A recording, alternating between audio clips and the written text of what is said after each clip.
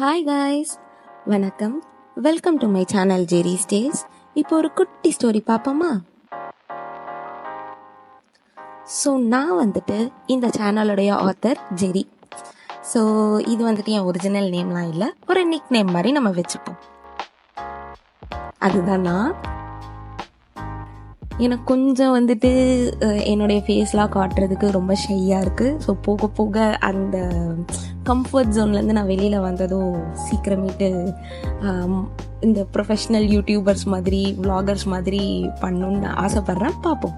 அவன் தான் எங்கள் கடைக்குட்டி டாமி. இதுதான் எங்கள் மம்மி.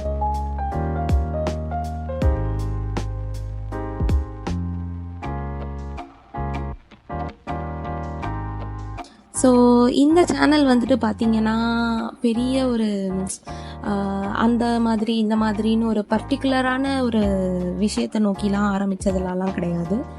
ரொம்ப வீட்டில் வெட்டியாக இருந்தேன்னா சரி ஸ்டார்ட் பண்ணுவோம், என்ன பண்ணுறது அப்படின்னு நினச்சி தான் நான் ஆரம்பித்தேன்.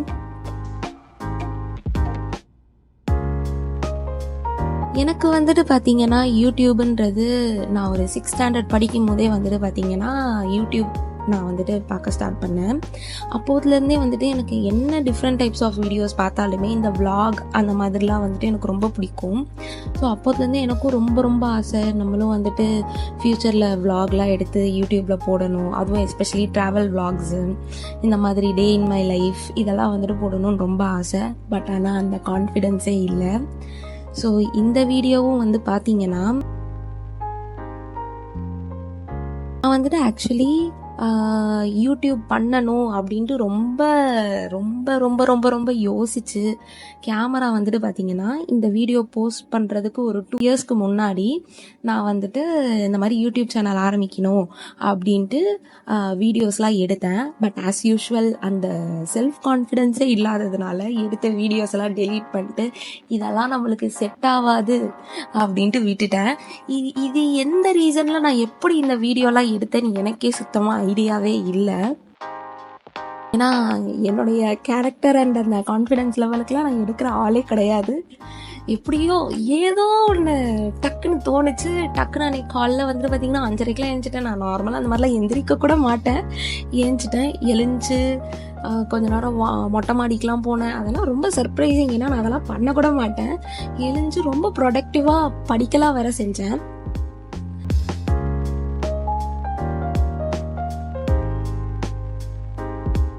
என்னன்னா இந்த பொண்ணு இப்படி படிக்கிறாளே அப்படின்னு நினச்சிட்டு நீங்கள் தவறாலாம் நினச்சிக்காதீங்க. நான் வந்துட்டு பார்த்தீங்கன்னா பேசிக்கலி இப்போ வந்துட்டு ரொம்ப வெட்டியாக இருக்கேன். என்னுடைய காலேஜ் செமஸ்டர்ஸ் எக்ஸாம்ஸு ப்ராஜெக்ட்ஸ் எல்லாம் முடிஞ்சிருச்சு. ஸோ நான் இப்போ வந்துட்டு பார்த்தீங்கன்னா போஸ்ட் கிராஜுவேட் இன் மேத்தமெட்டிக்ஸ் முடிச்சுட்டு காலேஜ் முடிஞ்சிருச்சு. எனக்கு வீட்டில் இப்போ சும்மா தான் இருக்கேன். இது வந்துட்டு லாங் டேர்ம் லீவாக இருக்குமா, இல்லைனா இதுக்கு அப்புறமேட்டு நெக்ஸ்ட்டு ஜாப் போகணுமா, இல்லைனா இன்னும் ஹையர்ஸ் பண்ணலாமா அப்படின்ட்டு எதுவுமே தெரியாமல் ரொம்ப குழப்பத்தில் இருக்கேன்.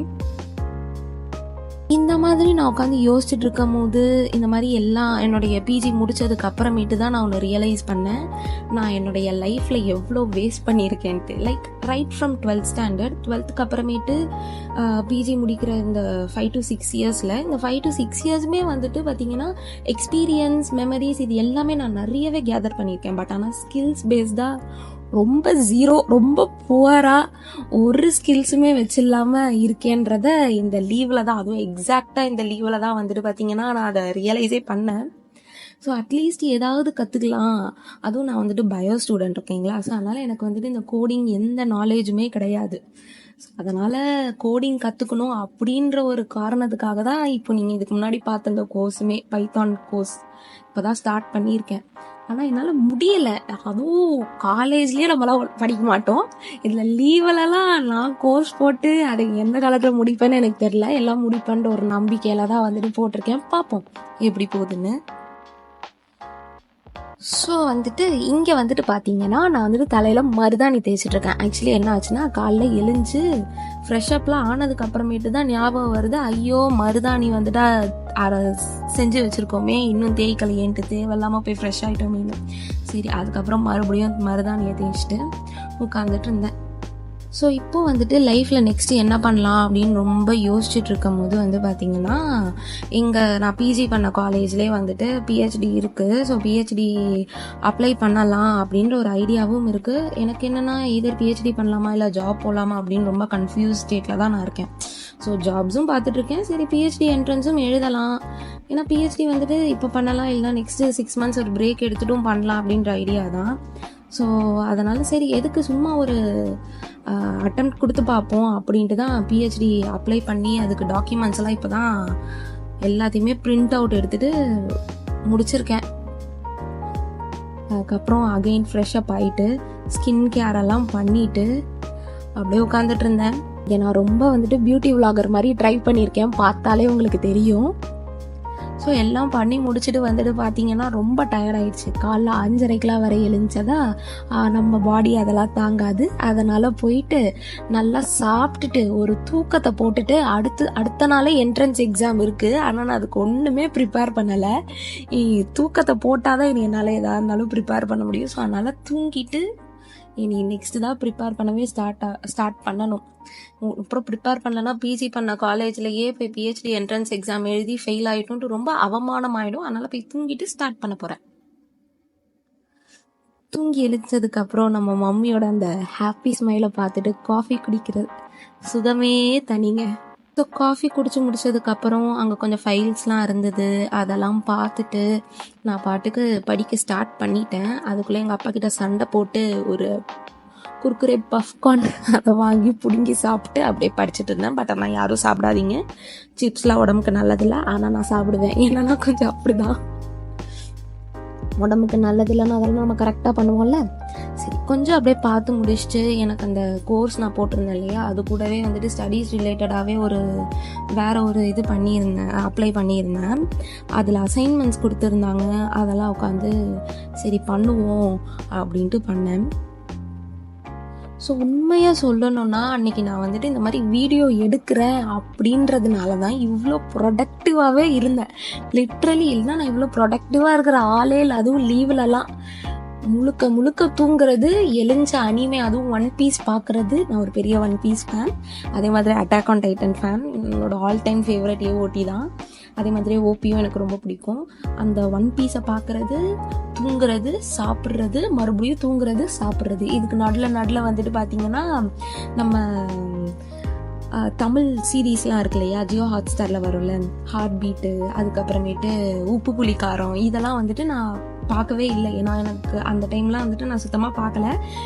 லீவில் பார்த்துக்கலாம் அப்படின்னு விட்டது. இப்போது சும்மா தானே இருக்கும், அதனால் எல்லாத்தையும் உட்காந்து அப்படியே பிஞ்ச் வாட்சிங் தான். நானும் எங்கள் மம்மியும் சேர்ந்துட்டு காலிலேருந்து 12 மணிக்கு எழுந்தாலும் சரி, 5 மணிக்கு எழுந்தாலும் சரி, அதை உட்காந்து பிஞ்ச் வாட்ச் பண்ணுவேன். நான் இப்படி பண்ணிட்டு இருக்கிறேன்னா அந்த யூடியூப் எடுக்கிறோம், வீடியோ எடுக்கிறோன்றதும் எனக்குள்ள ஒரு ப்ரொடக்டிவ்னஸ் வந்தது பாருங்க. என்னால் நிஜமாலே அதை நம்பவே முடியல. நானா இது அப்படின்ட்டு அவ்வளோ வேலை பண்ணேன்.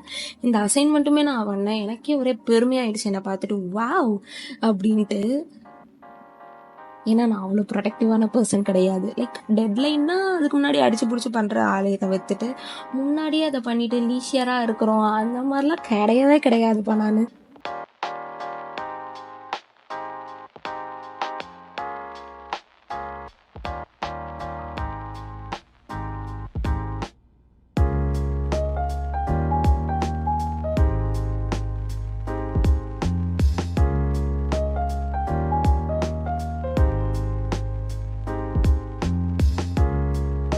ஸோ அசைன்மெண்ட் முடித்ததை உங்ககிட்ட காமிச்சு நான் வந்துட்டு கொஞ்சம் பந்தா பண்ணிக்கிறேன்னு நினச்சிக்கோங்க.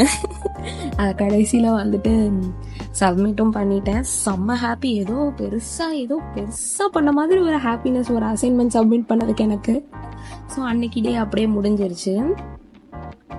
அசைன்மெண்ட் சப்மிட் பண்ணிட்டு மறுபடியும் அனிமே பார்க்க போயிட்டேன். பார்த்துட்டு நைட் தூங்கிட்டு அடுத்த நாள் எனக்கு என்ட்ரன்ஸ் எக்ஸாம். ஸோ அதுக்கு எந்திரிக்கணும். ஸோ படுத்துட்டேன். Hi guys, so it's next day. Morning skin கேர்லாம் முடிச்சுட்டு ஃப்ரூட்ஸ்லாம் சாப்பிட்டுட்டு நான் வந்துட்டு பார்த்திங்கன்னா கிளம்பிட்டேன். எங்கள் அப்பாவோட வந்துட்டு நான் காலேஜ் பஸ்ஸில் தான் போகிறேன். ஸோ காலேஜ் பஸ்க்கு கிளம்பியாச்சு என்ட்ரன்ஸ் எக்ஸாம்ஸ்க்கு. அன்னைக்கு முன்னாடி நாள் பெஞ்ச மழைக்கே ரோட்லலாம் தண்ணி நிற்கிது. இப்போ கொஞ்சம் மழைக்கே இப்படின்னா பயங்கர மழை பெஞ்சா என்ன ஆகும்? ஸோ காலேஜ் பஸ்ஸில் ஏறி போக ஆரம்பித்தாச்சு. சீனரி ரொம்ப சூப்பராக இருந்தது. அதுவும் அந்த ஸ்கை வந்துட்டு சூப்பராக இருந்தது. வளைச்சி ஸ்கையை எடுத்துகிட்டு இருந்தேன் நான் வானத்தை. ஸோ இன்றைக்கி வந்துட்டு பார்த்திங்கன்னா எனக்கு என்ட்ரன்ஸ் எக்ஸாம் இன்னுமே ப்ரிப்பேர் பண்ணாமல் தான் போயிட்டுருக்கேன். சரி ஓகே பார்த்துக்கலாம் அப்படின்ட்டு ஒரு குருட்ட நம்பிக்கையில் தான் அப்படியே மட்டையாயாச்சு.